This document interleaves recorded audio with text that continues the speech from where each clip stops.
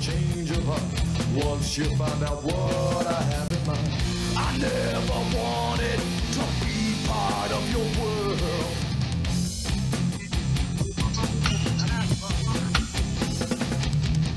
I never was part of the fabric of your world.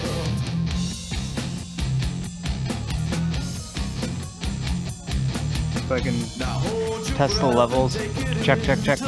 Apples, cheddar. Alright, next one, please. Move forward, Bionic. Hands off me.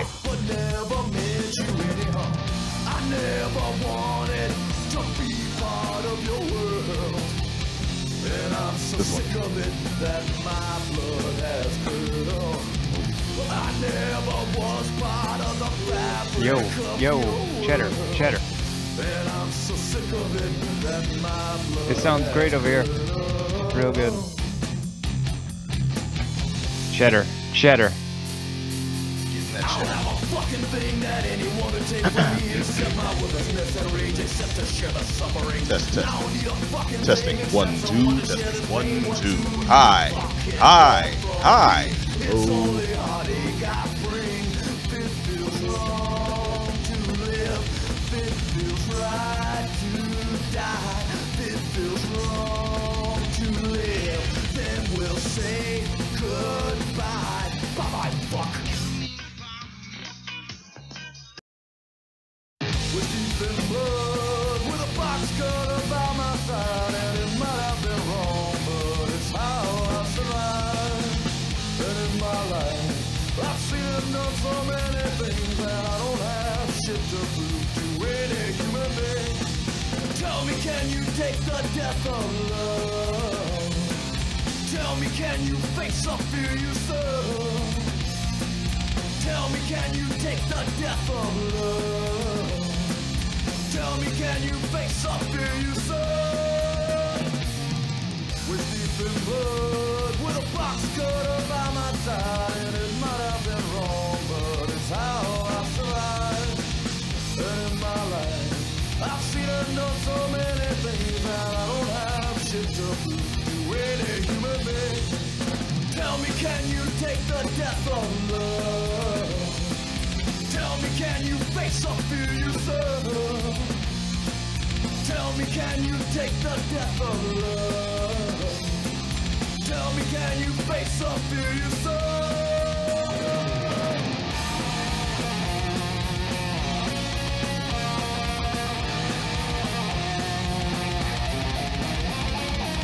We're deep in blood with a box cutter by my side, and it might have been wrong, but it's how I survive. This is my life, and I will live in my own way, so don't you step to me unless you're ready to bleed. Tell me, can you take the death of love? Tell me, can you face the fear you serve? Tell me, can you take the death of love? Tell me, can you face the fear you serve? Waist deep in blood, my mind's full of dreadful things, like carving you up, like doing most anything. Waist deep in blood, oh, the joy of pain. Why am I so fucked up? Why? Hey, I'm Pat B. And I'm Adam Willis. And you're I'm just Johnny. Oh, sorry, I forgot you were there, my friend. Like a ghost. Dude, that's like a... Anyway, start. Yeah, he's hot like hinges here on the Geek Down on WEMF Radio. Leaping forward bionically. Well, I'm sorry, man. You know Dude, what? I was frustrated. All I kept thinking was that tombstone when he's like, "Oh, sorry, Johnny, I forgot you were there." Oh, snap. It's, just like that. Ladies and gentlemen, exactly what it welcome to another episode of the Geek Down here on WEMF Radio. I am Pat B. The man you just heard giving me snark is our very own snark specialist, Black Adam Willis. It wasn't snark. It was a direct reference to something you just did. I know, but you bust my chops. Anyways, yeah, well, that's what I'm here for, too. No, How you doing, Patrice? I'm The Mondays. great, How are my you? friend. There was no one else I would rather have bust my chops than this. Hey, man, you got it coming, you know?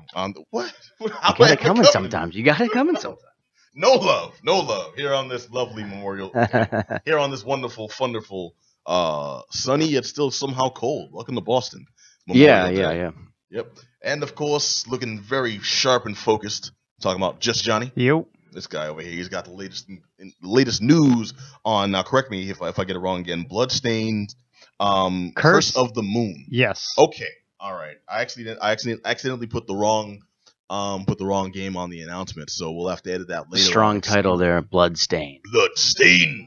Yeah. Curse of the Moon. Yeah, seems a little. What is the Curse of the Moon? What is it? Yeah. Pock marks. Yeah. Potholes and a Yeah. Depending on what universe you live in. black ice. You got a big CH like Chairface Chippendale from The Tick. What is the Curse of the Moon? Vampirism. Yeah. Oh, is that it? Gotta be, right? Vampirism?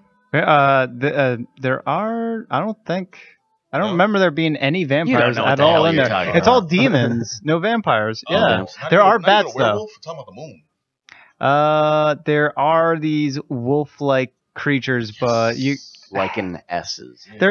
they could be also like mountain lions. No, we'll call them werewolves, man. You fighting Scott Howard, Teen Wolf in the house. All right, no, looking forward to that, man. I got to check out this comic, Bettie Page, Betty in Hollywood. Yeah. This is like an old. This is kind of a school- weird comic to me. Well, I mean, Bettie Page isn't like the primary comic book, heroine figure you might think, but Right. it was a really cool excuse to get a book written around the 1950s, almost noir, like post-noir type story where they're spouting that witty banter and they've got like those random colloquialisms. Like a Preston Sturges movie or something like that, kind of the back and Yes. forth. Yeah, punchy. Yeah, and- it was like if Hudsucker Proxy was more of an action movie. You know, which I would watch anyway. Yeah. It was Get well. that Anyways, Coen Brothers dialogue, right? It's protagonist is Bettie Page, man. I'll have the inside stuff The on pinup, that in yeah. a bit. We got to check out Netflix's Cargo, which I know Johnny loved. Oh yeah, it was riveting. Yeah. Got Martin Freeman walking again. Yep. Yeah. After Hobbit, they just sent him back on another journey. You know what, man? I'm He glad- wakes up like a pro. He must have woke up like 8 times during this film. He's just passing out, waking up again, passing out, waking up again. Yeah. Sounds hey, like me man. after Memorial Day weekend. Man, it's revolutionizing the power nap. Martin Freeman. You know the extras in the Hobbit movie where it's actually he forgot his wallet and he just turns around and goes back for 12 hours. Like Sorry, I forgot my keys. Let me. that whole trip took 17 years. That was the director's cut. All right. And of course, we have man. I got to check out none other than a Star Wars story, Solo, the Han Solo Yes. prequel movie. Speaking of, you did mention the Hudsucker Proxy, but Yeah. this was a guy who played Solo. I forget the name of the actor, but he was originally in his first movie was a Coen Brothers movie. You mean the guy who played Han Solo, Yeah. Harrison Ford? The guy who played this Han Solo, Ah, the young okay, Han all right, Solo, his new was version. his No his kidding. first movie was what was the name of it? It was a Coen Brothers movie, came out a few years ago. I'm Well, sorry, this- I'm bad at telling the Oh, story. no, but- no problem. This guy's he's like 25 years old. Yeah. What was this like? What was he, 2? No, this was like 3 years ago. One of their Oh, latest this was features. recent. Oh, Hail Caesar. That's the movie. Yeah. Oh, he was in okay. Hail Caesar. And I was like, You man, like that's a Hail good Caesar, actor. right? I didn't really enjoy it, but Okay, it was you didn't- was good in a Coen Brothers You type didn't of way. hate Yeah, I Hail didn't Caesar. hate it, but anyway, I liked this actor, and all of a sudden I was like, oh, he's gonna be the next Han Solo. I'm like, oh, I can see that. All right. Good Give for him. his respect. Yeah, sure. All right. Well, sir, we're gonna. And it's got Woody Harrelson in it, so that's all I need. We're gonna dash your anticipations to bits. Mm. With the inside stuff about Solo, man. I want to jump right into it. Yeah, we go have ahead. An awesome, action-packed, fun-filled show. But before we do, I want to remind you all, if you're just listening to us on WMFradio.com, you can also see us if you tune in to twitch.tv/The Geek Down, catch the live stream, and we're also live streaming on YouTube. You go to YouTube, you search The Geek Down. We're usually the first one to pop up, and you can see our pretty smiling faces. Mm. Man, at the end of the show, we're going to give you all the information to follow us on SoundCloud, on Facebook, on Twitter, on iTunes, all over this mother. Fans FM if you're feeling funky. So stick around for that. Good But stuff, just so yeah. you know, you can also see what's going on and find out what the hell Johnny's doing fiddling with those buttons. Magic fingers. Pornhub. What? Both of y'all. Let's just jump right into Solo, man. Because damn, I missed a prime opportunity. Speaking of Solo, All right there. yeah, next set you time. up pretty good, right? Next time. Okay, but we're talking about Solo, a Star Wars story. This is the prequel movie that gives the supposed backstory of Han Solo. Where did he come from? Where did he go? Right. Where did you come from, Han Solo? How long you been working on that? That was good. Believe it or not, that was a That's pure good. ad lib that just that came was to me. good. All right. Oh, thank you. Oh man, the story is Han Solo is not the smooth, charismatic, likable scoundrel that we've come to know. Right. He starts off as kind of a bumbling dude who just, I mean, he's got the best intentions. He's coming from like a bad neighborhood. A little rough around the edges. Yeah. Yeah, Like a rookie. Yes. Yes. This is the prequel. A rookie scoundrel. A rookie scoundrel. Yeah. So cannon fodder, then, because you can't be like, throwing yourself in the thick of things without those skills, man. You get taken out quick. Wait, he has the skills, Mhm. but he's still a rookie, so he hasn't harnessed the skills to its full extent yet. All right. Well, this is him learning the skills as he goes along, because he doesn't start off smooth like we know. We like the dude in Star Wars, but when we see him here, he's actually very fledgling, which was interesting to see. It was a take that you knew they were gonna go, but the way they actually executed it was interesting. I got to call that out. Now Johnny and I got to see this like for ourselves. Adam, you still the I didn't get to see it this weekend. I had a lot of stuff on my plate, but I will get out to see it this week. I know that this movie had a lot of trouble like out of the gate. Obviously, it switched directors I heard like that. almost most of the way through. I think at least halfway through, they had to, still were filming. They filmed a bunch of this, and then they switched it to Ron Howard. Ron Howard took over, which seems kind of a interesting choice, even though Ron Howard has obviously have a proven track record of doing really big movies, I like really his great work, movies. but I see what you're saying. I'm It not just sure. kind of seems Star like Wars a is the interest, right like for him, it has everything to lose too. He has nothing to really gain from this. He doesn't need any more name Well, recognition. I wouldn't say to lose. Ron Howard is. But I'm saying like he could only get like crapped on by the Star Wars fans. You know what I mean? That's like true. that. Like he doesn't stand to really gain much because he doesn't need anything else. He's already a name in Hollywood. He doesn't need to do this. He doesn't need the money. He doesn't need any of it. So No, very true. yeah, interesting choice. So I was really curious to see what he would do it because like I said, I like all of his pictures, or most of them, anyways. But yeah, this suffered from a lot of bad press early. I think from that's that going to happen with stuff. Star Wars movies. Unfortunately, it's just like people are going to see a couple of early clips, and now when it used to be, they'd see early clips. Oh, that looks great. Oh, I can't wait. It's gonna. Yeah. So now it's look at that. How fake does that look? Oh, they cast that guy. Oh man, no, that's not the way it was in the book. In the book that have been written out of canon for eons. Yeah, well, this movie too, it didn't do extremely well in the box office this week. It didn't. I think it suffered from a lot of the same stigma. A lot of below expectations of what it was supposed to do, especially in China. I think like nobody in China saw this movie. It was like $10 million over there in that entire country. Wow. Which is shocking, but probably cover I that think the it first also day. I think what the Star Wars and Lucasfilm in particular is going to suffer from in the future is they're going to make 2 of these movies every year until we're dead. Now I think now that Disney owns them, you got to be realistic. You know what I mean? So I think like the whole this is special, this is something that's an event is kind of gone from the Star Wars universe. If that can be possible, you know what I mean? So I don't think people are showing up in that same numbers. We're like, wow, a new Star Wars movie. Wow, a new Star Wars. Now there's just so many of them and offshoots of movies. I think they're going to do a Boba Fett movie. You know what I mean? Which is like after this movie doesn't do as well, I don't think they're going to go through with that. No, I think they will, but the Boba Fett movie will probably be like something dumb like a musical. But you know what I mean? It's just like there's so many of these movies. Yeah, there's so many of these movies now, and it's just like whatever, kind of comes up, they're just like greenlighting it and expecting it to be this big event. I just don't think they're big events anymore now that there's so many of them. I don't think there's enough reason for people to get out there. It's always going to be a big event in its own I think right. maybe in the original ones, but all these small like side projects, like the Solo movie, the Boba Fett movie, I don't think for a lot of those that core audience really, or maybe the core audience, as the fringe people aren't really going to go see. Yeah, well, you know what I think? I think it was Rogue One that ruined that for everybody. Yeah, because Rogue One so. Made a lot of changes and showed a lot of. It was a very different type of Star Wars movie. Yeah, it was a Star Wars story, not like original canon, type of. So folks walked in expecting, Luke and Jedi's and stuff, and the Force and backwards talking characters and such. And what they got is like some actual, rebels killing folks. Doing the grimy, gritty. Yeah, they have the blind samurai, you know what I mean, dicing dudes up with a which I thought was kind of badass. Yeah. I like, Donnie Yen, although it was Donnie Yen not really doing any kind of martial arts. I know Donnie Yen's an underground favorite for a lot of people. Gifted martial artist. That dude is insane. Extremely good movies. Yeah. That not enough people have seen. But So I think that's the one that messed it up for all of them. It's like now everyone's afraid to put them out, and I think they were banking a lot on this Solo movie doing really well, to and kind of get that mojo back. You know? yeah, and But the I fact just- that it underperformed is, I think, really going to hurt them going forward. You're right. I think so. Yeah, I don't think it's going to stop them, but I think it's. Oh, Gonna, no, dude, there's always going to be one to make. that's what I'm saying. Star Like I Wars. think people are realizing that they're like I said, they're going to make Star Wars they're going to brand make more shoelaces soon. multiple movies of these every year. So like, what do you get excited over? It's like okay, you know, they're going to be good movies. They're properties I care about, Yeah. but. In terms of like, oh man, I need to see this. It's been so many years. No, it's been like 6 months. You know what I mean? You remember you going to those first Star Wars movies? Like, wow, it's like I haven't seen this since I was a kid. It's a big deal, you know. We reviewed that animated series, the one that was on YouTube. The Clone like- Wars one. No, the Yeah. all girls one. Oh right. There was a Star Wars Rebels was one. Right.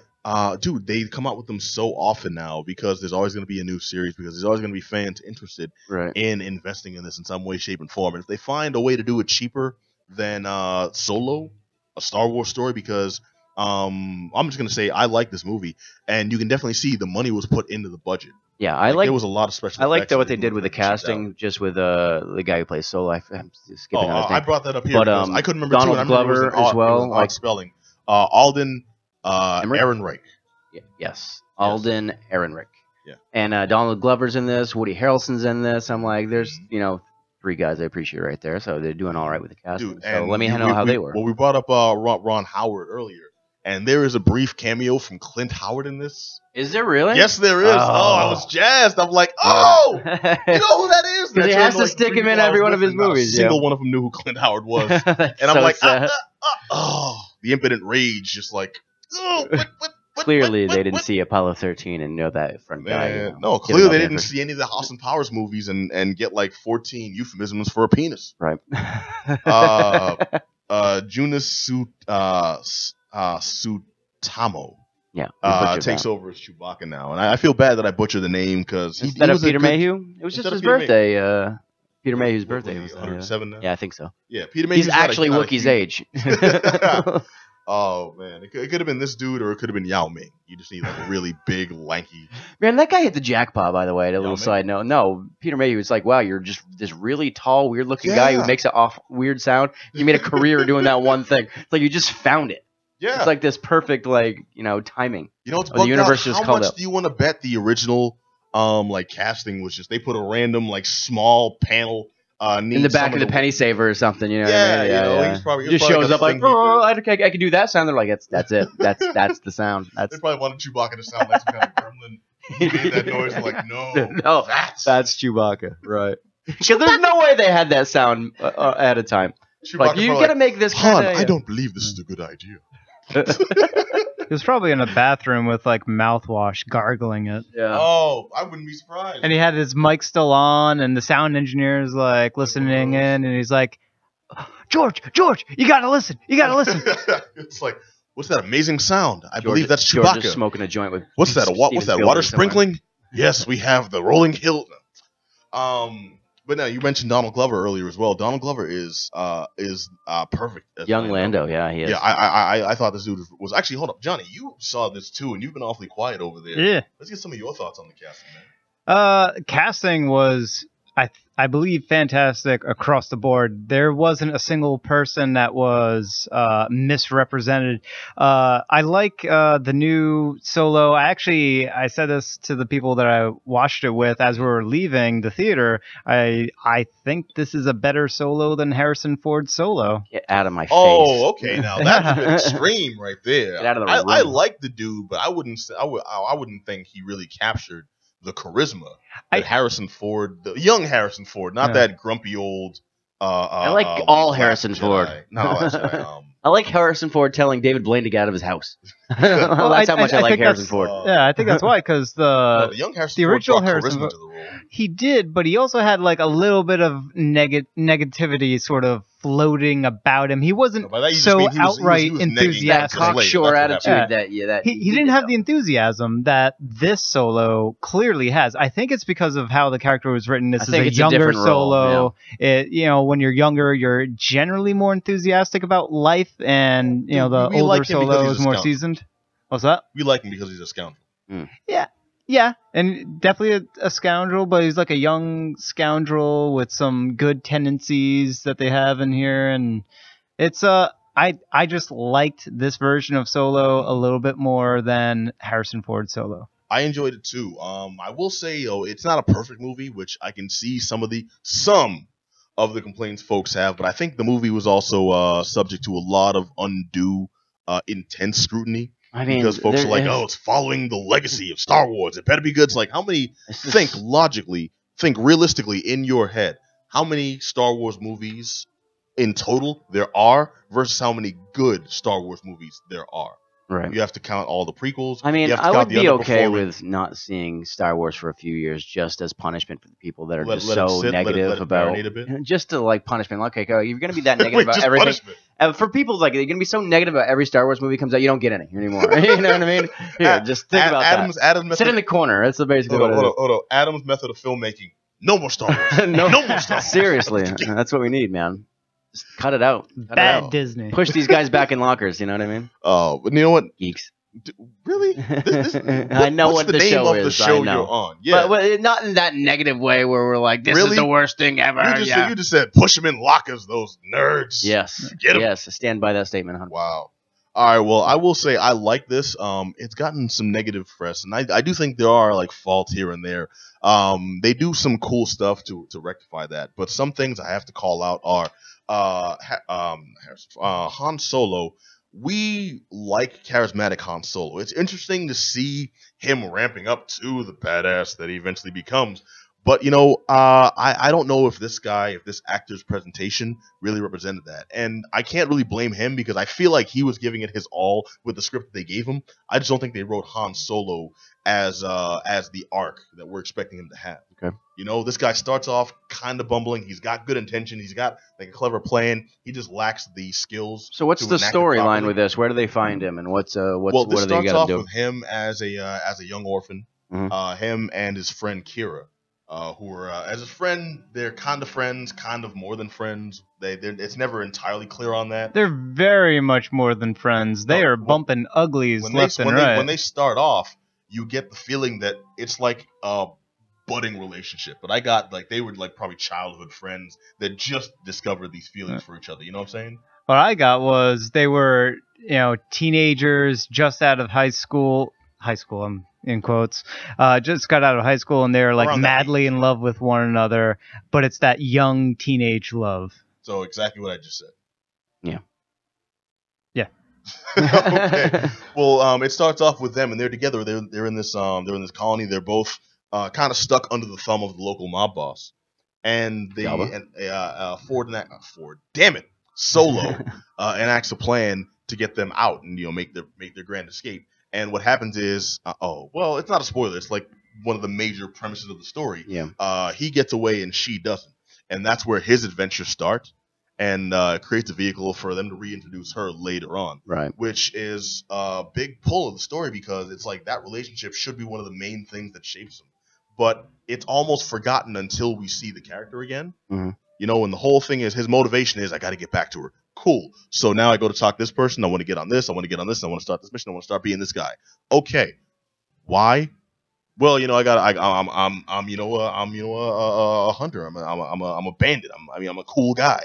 It's like, that's it? Yeah, that's it. I'm just this. Like, it obfuscates after a while. Yeah. And the thing is, I get what they were trying to do and just write a cool story and the rest will fall into place. But it's like they forgot that last step and the deadline was coming up. So, hey, let's get the script out. And he does cool stuff. Yeah. And I liked Woody Harrelson in this. Did you dig Woody Harrelson? How 'Cause can I've you heard not complaints dig Woody about him. Harrelson? Without seeing it, I know you're gonna like it. Come on, man.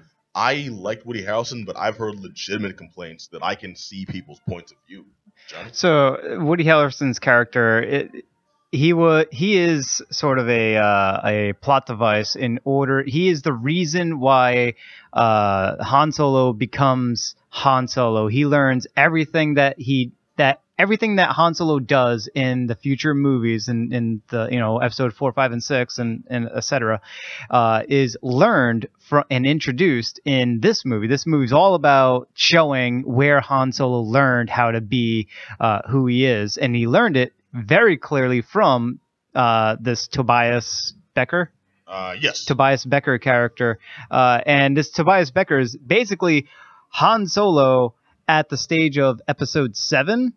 he is exactly that, like very disgruntled, very just like so worn by just the wear and tear of this lifestyle. That is what Tobias is in this movie, was he's the Han he's Solo crotchety, he's of crotchety episode Han. 7. Yeah. From damn, why do we keep wanting to call it Last Jedi?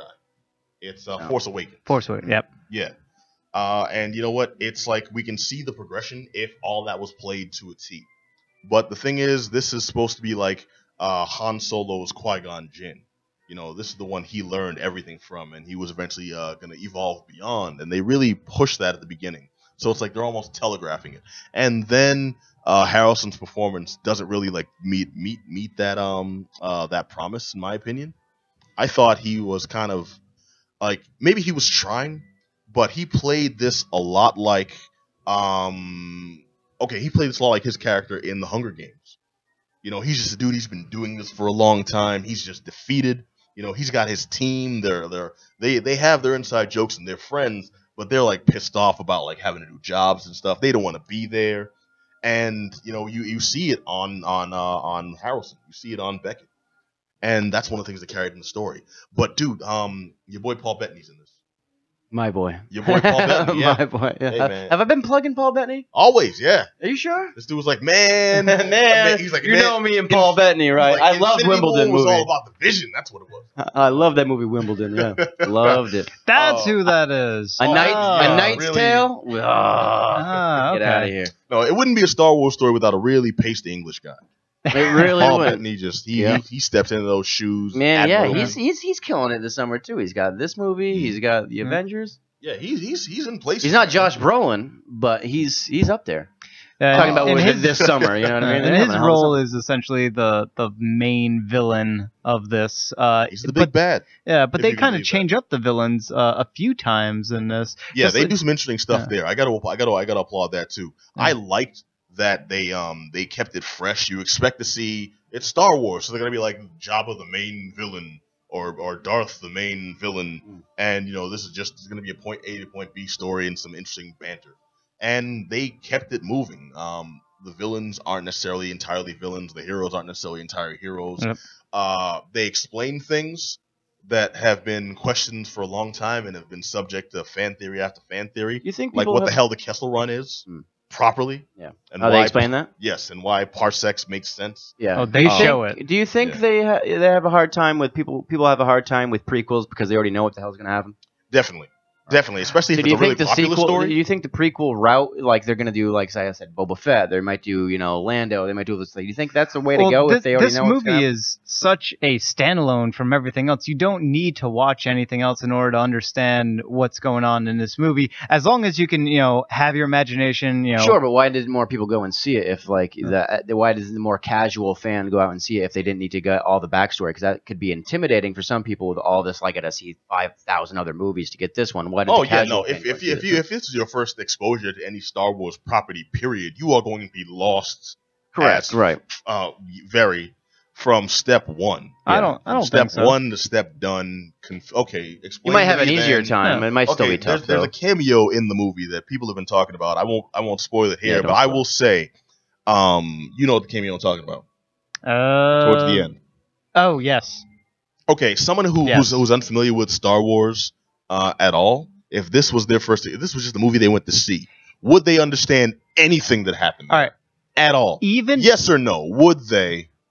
No, they wouldn't. Thank you. However, It's clear even cut. if you did watch the movies, which I definitely did multiple times, like I didn't understand. I had to ask my friend that I watched it with what that was all about, and they filled me in that it is something that you learn from not the movies, but from I believe it was Clone Wars. So there's something that's relatively important to have it. No, Rebels. It was either Rebels or Clone Wars. So something you mean you have to be a important. fan that goes even beyond the films? Yes. To know exactly. Yeah. But so it doesn't leave you. It's not as important to the Man, overall if movie I had itself. never seen any of this, like it relies so heavily on your understanding of who these people will become to understand why we even care about them. Yeah. You know, Chewbacca's just this hostile, hairy guy. Yeah. You know, with a speech impediment. The Beast. If I didn't know him as like the eventual lovable, Always well groomed. Chewie, yeah. they build some of the legends of these cats here. Yeah.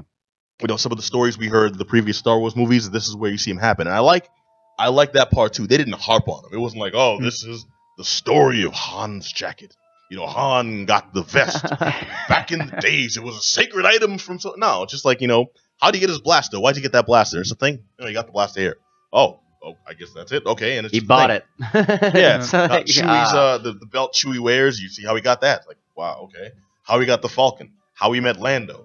Lando's performance in this was hilarious. Oh yeah, My man Donald Glover put it down. real good. And Yeah, he's I've heard a lot of crushing it, too. complaint. What's up? He's crushing it too. Yeah, no, Donald Glover. I'm happy. I wish for I could that. do anything as good as he does 20 things. John- Any one thing as good as he does, like everything. You know No, what I mean? you know- As a rapper, stand-up, TV, writer, all that stuff. All You know, things he's I so failed good. at, he succeeded at. So I shouldn't Correct. be bitter, but I'm just happy to see young black man make it. Yeah. I'll say young black man make it. He's like 34. Yeah, he's All all right. right, so yeah, the young pup. Yeah, he was young when we were young. All right. like the All same right. age. Yeah, but no, that guy, he's doing good stuff, man, and I liked him in this picture. He's mostly doing a Billy D. Williams impression, Mhm. but it works. He looks good in that mustache too. I'll give him that. The look works for him. You know what? Especially after seeing him in This Is America video with that ridiculous. Well, okay, I won't say ridiculous, but just like that extreme, old school, like bushy beard going on, and this is just him, like What the? yeah, that Double was- time? yeah, Yeah, that was and good, Lando got the chops, he got the mustache, he looks smooth. Yeah, He looks smooth. I expect him to But I need some activator on there. Yeah, man, gonna pull out a Colt 45 any minute and enjoy Stop. it. All right. We still call him Billy D's when we have him. Oh, that poor guy. Yo, bottom line, I really enjoyed Solo, a Star Wars story. I expected to go in and I'm not the biggest Star Wars fan. We've talked about that many times on Yeah, the you're show. more of a Trekkie. We get it. Yeah, get it. and this was just a really enjoyable experience. I went to see it with one like really hardcore Star Wars fan and a couple of just kind of like, actually no, it was a good balance because I was like I'm a fan of sci-fi in general, not specifically Star Wars. I really liked it. The Star Wars fan was like, I got everything and I liked it. It wasn't everything I wanted as a fan, but I really enjoyed the picture regardless. Yeah. So that was cool. My friend who didn't really know anything and just wanted to come out to hang was like, I liked this movie. It was a good movie. I didn't understand some stuff, but you know, it was a fun time. Yeah. And my buddy who's a casual Star Wars fan was like, yeah, you know, this was actually the movie I wanted. So I'm like, I see on all 4 points. I was lucky to have that range too, but on all 4 points, it worked for these cats. So I got to give it a thumbs up. All right. Cool. Yeah, definite thumbs up for me. It's it doesn't tie into the big giant epic story that is Star Wars, other than given one of the many or I'd say 3 or 4 of the There were a many few, characters. man. Yeah. Giving them a more in-depth backstory. So it's definitely good if you're a hardcore fan. You're gonna identify a whole slew of stuff. So it's great for them. And I think just as a standalone story, it's not fantastic, but it is certainly entertaining because it's like a misadventure of Han Solo, like the misadventures of him. This is the Han It's Chronicles. like the young Yeah. Han Solo. It's yeah, sort of the young Jones, Indiana yeah. Jones, Yeah. the young Han Solo. Yeah, it's very much like that. It'd be better if it was like a TV show then. We get more of these episodes. But it wouldn't have as On big of a- Netflix, it so we wouldn't could be as all big of fall a asleep while spectacle. they're on. Oh, stop it. All right, well, okay. So I give it a thumbs up, Johnny. Yeah, thumbs up. All right, 2 thumbs up. The movie's called Solo, a Star Wars story. It's out in theaters now. Recommend checking it out. It's our highest, well, not highest. It gets a good recommendation. It's Woody Harrelson, man. Come on. It's Woody Harrelson. That's the one that got you. It's well, among others. Yeah. All right. Well, right now I'm gonna kick it over to just Johnny to fly solo himself, Yeah. because you, my man, got to play. Okay, Bloodstained, Curse of the Moon. You nailed it. All right. Howl. Bloods. I curse you, Moon.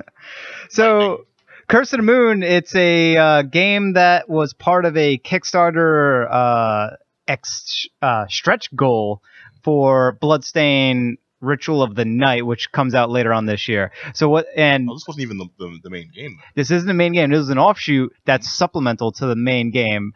But if you understand the main game, you'll understand what this is all about and why they did this. The main game is designed after Castlevania Symphony of the Night. It's that style of gameplay. Yeah, we got some gameplay running in the background here. Right. So anyone who's watching on twitch.tv/thegeekdown, you can see it for yourself.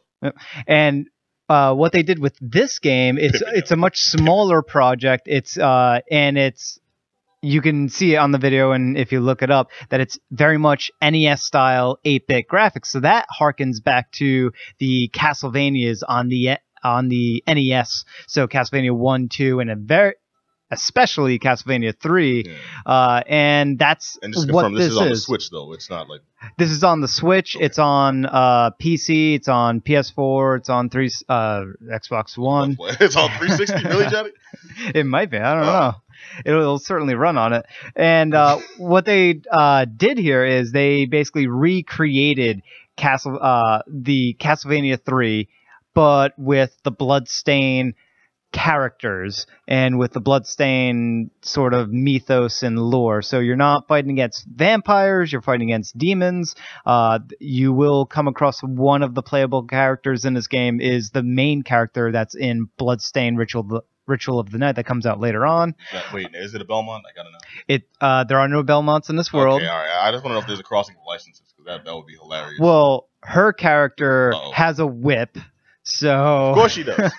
and like wait, tell me they pulled some hijinks like to get away with it. No, it's not a Belmont at all. This is Calamity Jane.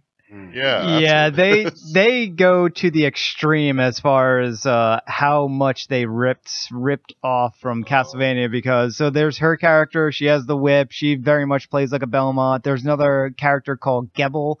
Oh no, I'm not facing Alucard. I'm facing yeah. Damn it! This would have been a better joke if I remembered how you spell vampire backwards. Empire? Erimpav? No. This sucks. But, continue, please. Yeah, Gebel is basically the Alucard of this game. He controls just like the big.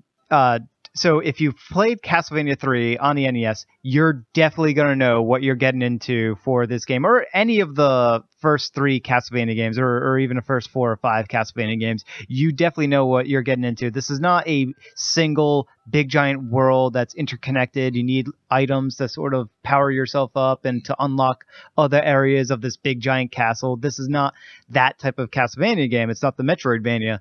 It's the more action platformer, very hard style game where you're going from level to level, you keep going forward. However, in Castlevania 3, what they did is they had these alternate paths and these alternate characters that you can sort of collect and take with you and use them as a rapport to help defeat Dracula and all that. Well, and you have that in this game. If these are just like pretty much exactly like the old games, and this is supposed to be a different series, what's the pull to actually make me want to play this? Because I mean, dude, it's years later, but the nostalgia, I can actively play all the old Castlevanias now. You know, why would I want to check out this new series? Well, for this game, there's never really another Castlevania 3 like game pretty much anywhere that you could come across.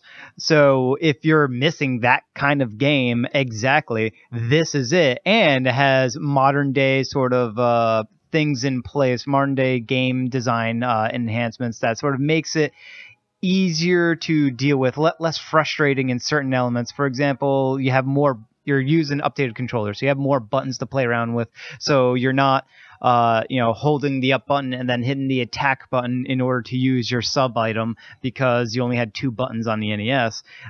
You have more there. That particular action is mapped to a button all on its own, so that's convenient. Kids today all spoiled with their multiple buttons and such. Yeah, you can use. Back in my day, we had combinations and hold things down, and calluses built up, and we liked it. Yeah, and you can switch characters on the fly using the shoulder buttons. You can, and that is a unique gameplay mechanic within this game. Not so much the buttons themselves, but being able to switch characters on the fly and having each of those characters. The incentive for switching between them is not only do each of them have very unique, very different abilities from all the other ones, they also have their own health bar. Okay, now here's my question about that too. Different abilities, are they useful abilities, or do they just make them different for the sake of, hey, we switch the color palette and this one whips up versus whips to the side? Very different abilities where they will there's multi-pathing in in many of these levels. So you can kind of play through and beat the entire game, which I did, and still miss good chunks of it because you took a different path. Because you either did or didn't have a certain character with you, or that character didn't have a certain sub-weapon available to them. For example, the Alucard-like character Gebel, he can turn into a bat and fly anywhere. So, but he's the last character you end up scooping up. The Belmont-like character with the whip, she jumps higher than any other character. So, and because of that, you can jump up and reach platforms that are significantly higher. And then there's also the attack differences, the different sub-weapons that they each have. So it's very interesting because you have to utilize each of these characters and you're switching between them on the fly, and you're also micromanaging their health bars because they're all independent health bars. So you could play around with one particular character, the main character, I forget his name, but he's basically a samurai that is cursed and he's killing demons all over the place. He has the largest health bar, so you can kind of use him to sort of feel out a new boss encounter and take the hits as you're trying to learn it out. And then once his health gets low enough, you then swap out to your main damage dealer character or what have you. All right, so now which one of these is the biggest pain in the ass? I gotta know, because there's always that one. They're all just, like, makes you actually hate. really good and useful universally. I think Really? the main character, the samurai guy, he's probably the one that's the least easy to use, but he's still very useful because he has the biggest health bar, and he does have some very interesting sub-weapons that allow him to sort of assist with other, for example, he can give himself this aura that doubles his damage, but you can switch out to another character, and that other character will gain the benefits of that aura. So you can sort of switch to him, throw out the damage buff aura, then switch to a different character and start, taking them out. Interesting. Okay, and you said this isn't a complete game. This was the bonus. So what kind of experience are you getting? Is this like a full dude, this is taking me weeks and I'm really getting into like the intricate nooks and crannies, or is this I'm beating it in a weekend? Oh, weekend, you beat it in a day, in a sitting. That's Really? Yeah, it's a very short game because that's how these types of games were initially designed on the NES, where they were very short. There's only 8 but those levels. were also like balls hard, and it's like you died every 4 steps, and the game was designed to make you hate yourself and everybody around you. And I did. And that's where this one deviates, is that it's everything about Castlevania from the NES that you love, except it's not as hard. It's still challenging, still difficult. This floating turtle boss. Turtle boss is creepy as hell. freaking out. They're all Turtles demons. freak me out. Tortoise yeah. boss, They're excuse me. all demons. The flippers versus the Tortoise. That's a good. Feet. Yeah, That's the difference. The turtles have feet. Tortoises have those flippers. Yeah, so whatever, man. What do you mean, whatever? That's nature. Man, I gave up nature when Steve Irwin died, bro. Oh, stop. So the game isn't as hard as the original Castlevania games. So therefore, if you keep at it, because it's not a Castlevania. Wink. Yeah. So if you keep at it, you'll definitely beat this in one sitting, like I did. There's 8 levels, so it's actually I don't know, maybe 1, 2 more levels than what Castlevania 3 had. So it's a little bit longer in Castlevania 3, but because it's easier, you're going to get through it much quicker and probably on your first sort of playthrough, which is what I did. But there's also, once you beat it, you'll get there's additional unlocks, harder levels of difficulty that will, and there's even easier mode. I played it on the veteran mode. There was the casual mode, where the casual mode it did something Casual mode, you're special. just taking a leisurely stroll through some cemeteries. The casual mode, it's when you get hit by an enemy. You don't kill enemies, you just high five them. So in the original Castlevania games, part of what made it so hard is that when you get hit by any character, your character would fly backwards, very annoyingly. This one, you can enable casual mode so that if you take a hit, you don't get deflected back. Your character doesn't physically move back. You just stay in place. That sucks. So it's very useful. So it's a nice way of having an easier mode. Overall, this game is absolutely fantastic. I'm a huge Castlevania fan. This was and your unbiased review is. Well, I absolutely love it. Thumbs up all the way. It's $10. It's available on every single platform. Get it on Switch because it'll be mobile, as well as being able to pause it whenever you want and all that stuff. This is an incredible game. All right. Very much incredible. If you're a fan of NES games, yeah, this is right up your alley. Cool. Thank you, man. All right, so that was Bloodstained.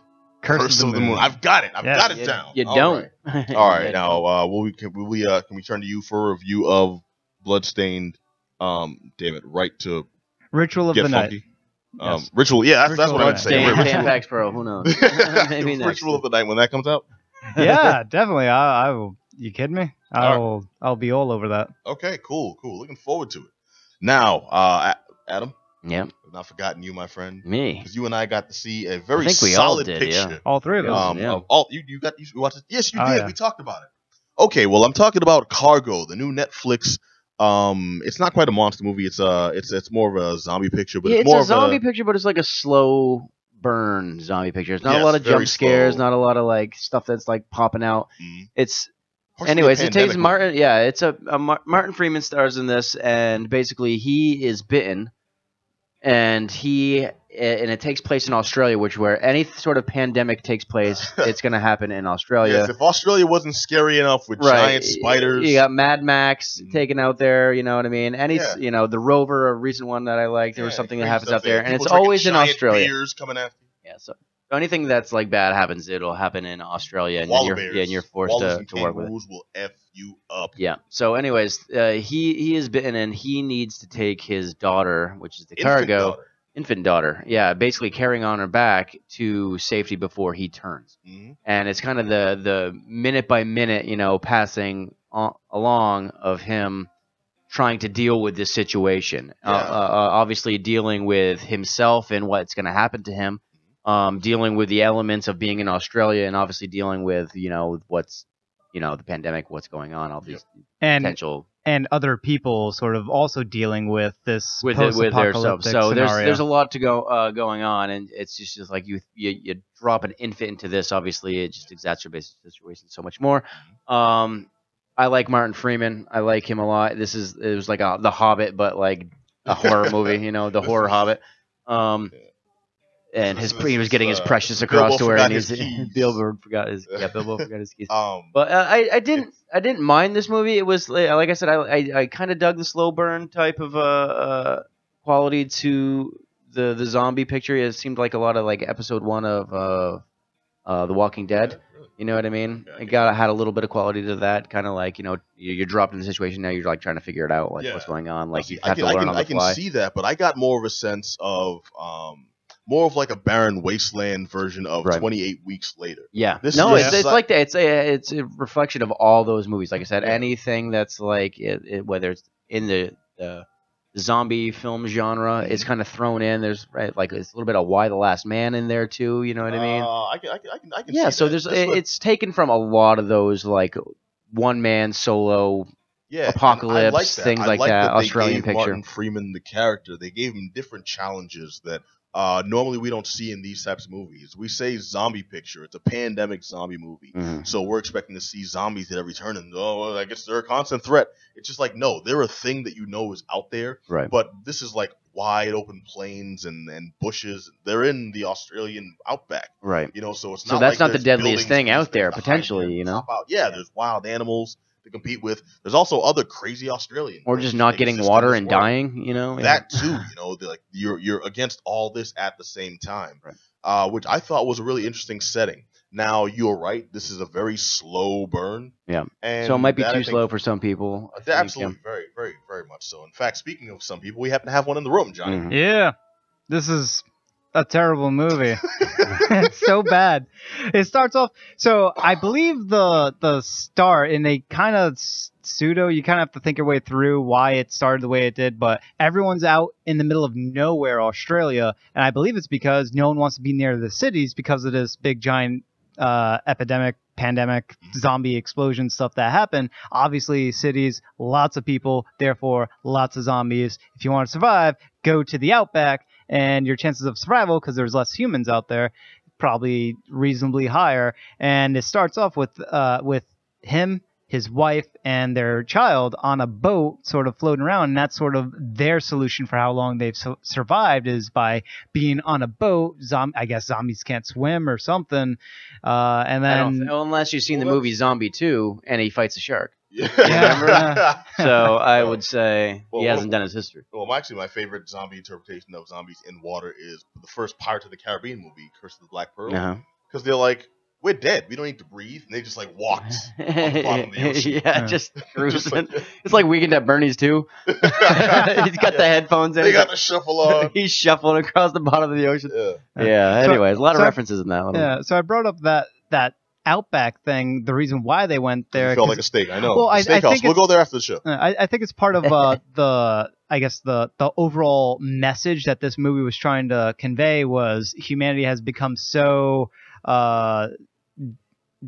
separated from living off of and understanding the planet itself and mistreating it that this is therefore their punishment, and it's kind of metaphorical how humanity has returned back to the outback, to the wilds, in order to In order figure to out and return their baby relearn. to a safe place before they become a ravenous beast. I get what Yeah. you're saying. It's well, the baby never made it to a safe modern day type of circle. Well, I don't think there was a modern day anything because Yeah. we come into this story. First of all, we mentioned the story of Martin Freeman carrying his child across the bush because what's happened there is this pandemic has spread across the country. Like it's just a thing. You know, so different people have maps. The government is aware of it. This is at the point where society has just come to terms with the fact that this is a thing that exists. It might all get us. We're not looking for cures. We're just looking for a way for people to live with it in the environment. Well, So you find dead bodies everywhere. They've got this thing that was kind of poorly explained about them burying their heads in the sand. And I couldn't quite figure out if that was a way for people who know they're turning to try to like incapacitate themselves, or if that's like a symptom of the sickness taking over, that they just feel the urge, because there was a couple of those urges that Freeman was just hit, and he knew, oh, this I guess this is just the infection like hitting me right now. Maybe I have a seizure. Maybe I start sniffing blood and I have to lunge towards it, or maybe I just start digging. So things like that were kind of left open-ended. Right. I think that may be one of those things. Yeah. It's a movie that you have to really. I'm giving a lot of leeway to, mostly because I like Martin Freeman. You're right; it's a biased view, and I shouldn't have it. But I don't think it was a bad movie. I think it was very unique, very inventive, and I like the concept of this taking place in a world where it wasn't just a zombie breakout. No, what's that? We're unfamiliar. It's like people know what these things are. People have like ways to defend themselves and are ready. Right. And people know what to do when they do get infected. Yeah. It's not like, oh God, what's gonna happen? I'm so lost. I get Well, it's bitten. interesting. Now It's I've like got a this. Now I got a slow- Fitbit that tells me when I'm gonna die. Yeah, it's like a slow. Is it counting your steps? No, it's counting you. But it's like a slow process, which is unique too. You know what I mean? Like the process being that way instead of like 28 days later. That when was unique, man. Brian That was Gleason gets good. hit in the eye with the blood drop, and he's like, "Okay, get away from me. I'm about to turn in any second now." Yeah. It's not like that. You're like, "Okay, you have all the time in the world to think about it." You know what I mean? And Which then is kinda- that's a little crueler. It's a little worse, I would say. You know what I mean? I guess you have time to maybe potentially walk your child to safety. Yeah, But you're at also, the same time, it's like, having okay, seizures now and- I have to have these seizures, and I got nothing but all I have to do is think of one, save this, but also that I'm going to be dead in about a couple minutes. And you've that's got, that's a hell of a conjunctivitis realization. happening spontaneously with like a yellow goo oozing from your face orifices. Yeah. It's just a way to make it a little grosser. Oh, Sure, absolutely. Which they did. You know, But when you first saw one of those things, I flashed to. Did you see the new It remake? Yeah. Okay, you know when the kid finds the leper?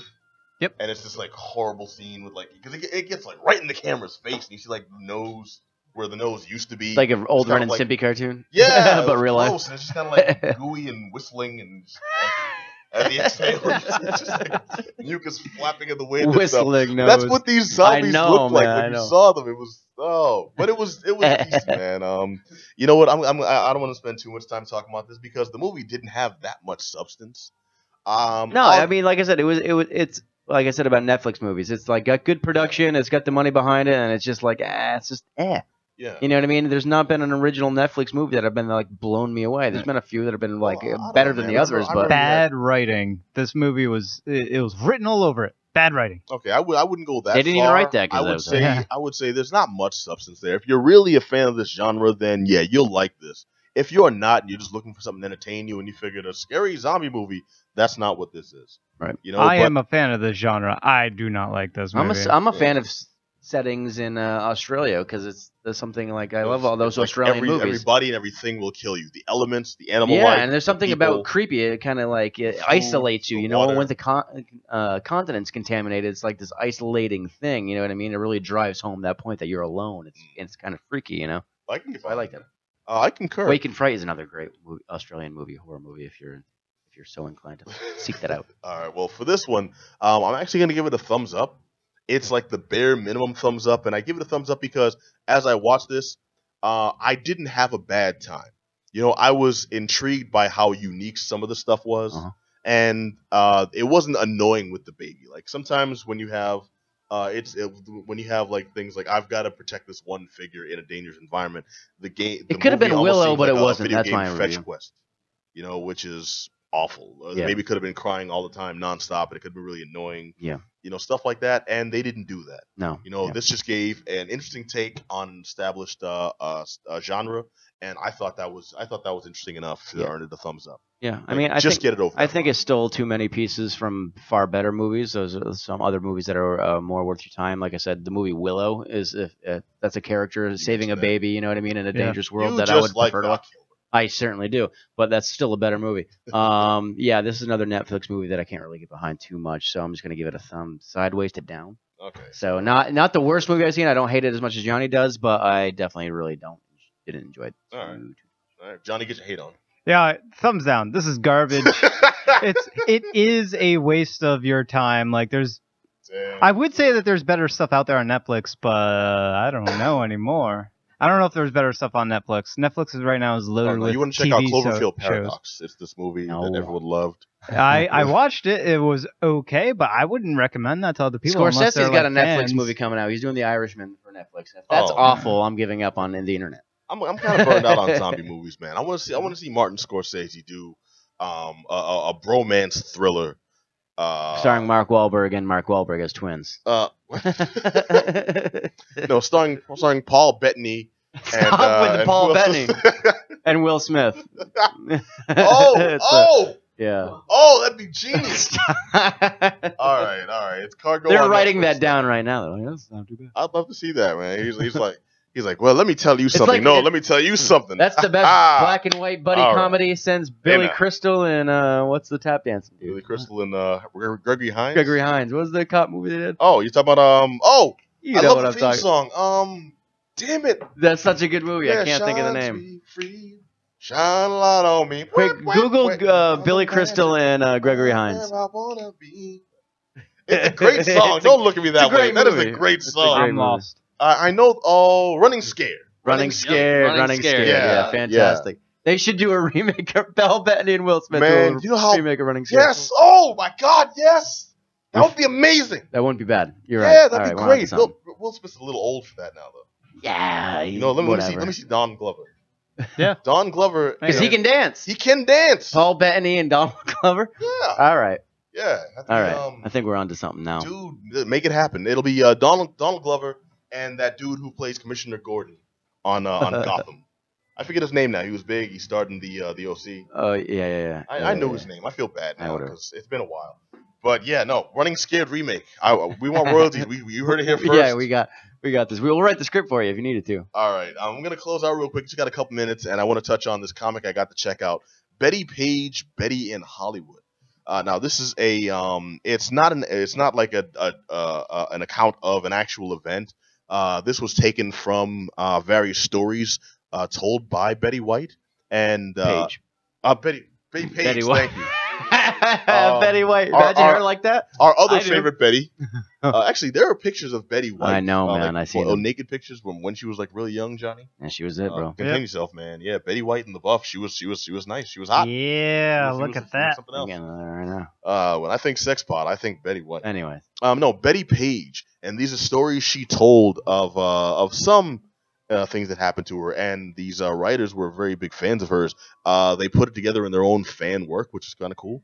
Because the way they wrote this book was everything's written in like an old school. It takes place in the 1950s, and everything's written in like a 1950s, witty banter dialect. Yep. Going back and forth, very fast, talking everyone. Yeah. Talking, you're a good egg, Adam. Like one of those classic, Preston Sturges scripts. I liked it. I thought it was like it was His very, Girl Friday type, Yes, that's almost exactly what it is, because that's the catalyst for some of the stuff Betty gets in. Right. And it starts off covering some stuff that actually happened back then. Things like photo shoots getting raided by the FBI because they were violating acts of inappropriate behavior. Right. Not because this was like some hardcore fetish stuff, even though she did that later on, but just you can't show a woman posing in tight jeans. Or it's like this is it violates the moral clauses and such. Well, it was during the Hays Code for films too. Yeah, you know what I mean, where you couldn't have people sleeping in the same bedroom or in the same bed, anyways, and you couldn't have a movie with a sad ending. Criminals always had to pay for their crimes in the end. So, which, to be fair, I do like that aspect, because I go see a hero. I like seeing them win every now and then. Sure, I do too, but I mean, if that's all you had, you know what I mean? What kind of excitement do you have in the movie? Yeah, it did get stagnant after a while. Yeah, Yep, I want to see Jimmy Cagney win every once in a while. Mm-hmm. I want to see Biff hit the Biff drive into the truck full of manure. Right. This book it's written it's very quirky, and I like that because it seemed to go really well. People think Bettie Page.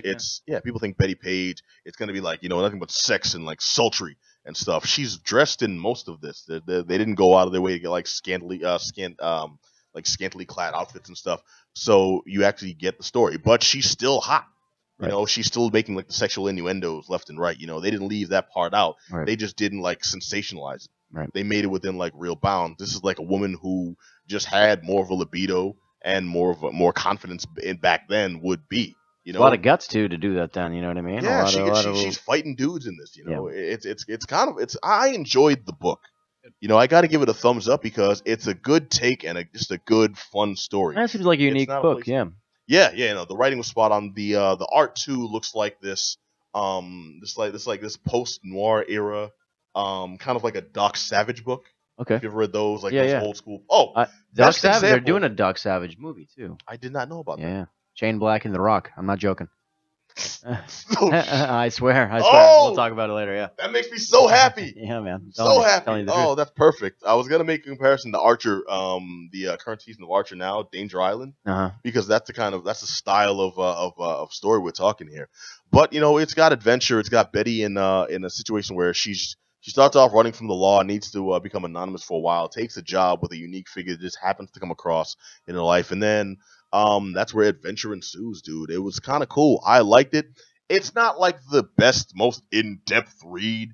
It's just one graphic, and it's not gonna give you. It's not like you're not gonna walk away from this like you did Infinity War. It's just a fun story. It's got Bettie Page. It's got unique characters. It's got fun dialogue. It's got a fair amount of action, more action than I expected from reading the description and then seeing the covers and stuff. So, I mean, it had a lot of surprises, which was good. It had a good story with Bettie Page as the heroine without being like an impossible Xena-esque character. Right. She's Faster Pussycat Kill. Yeah, she's not this impossible, unkillable figure. She's someone who's just, she's confident in her abilities. She gets into some stuff. She takes some hits and takes some scrapes. But, she gets through it through her own resolve. It's just like, this is the kind of character we'd like to see. All right. And I'm going to give it a thumbs up. It's called Bettie Page, Betty in Hollywood.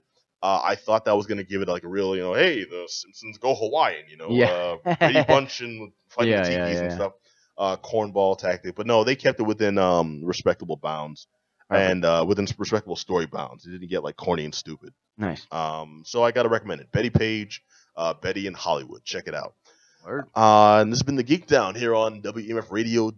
I want to remind you all, you can catch us every Monday nights right here. But also, if you were just listening, you can watch us and see our happy smiling face. Well, our happy smiling faces and Adam's disgruntled, grumpy, angry, grizzled, hate-filled, bile spewing. Jesus. That don't happen. You can actually watch us on twitch.tv/thegeekdown or find the YouTube channel. Since YouTube's still hating on us, we don't have the custom URL just yet. But if you search The Geek Down, we're usually the first ones that come up, and you can see all our video content there. If you saw anything you want to chime in on, heard anything tonight, hit us up at geekdownradio@gmail.com. Let us know your thoughts. As always, you can find us on SoundCloud, on Facebook, on Twitter. You can follow us on iTunes. Man, we are all over the sucker. And if you just go to geek-down.com, you can actually check out the site for yourself and find links to all the social media there. But until next time, I want to thank Black Adam Willis. Yes, sir. I want to thank Just Johnny. You. I want to thank DJ Two Mess and Tom. Too messy. Air high five. I want to thank you, the listeners. You can catch us all next week. Until then, be excellent to each other. Peace.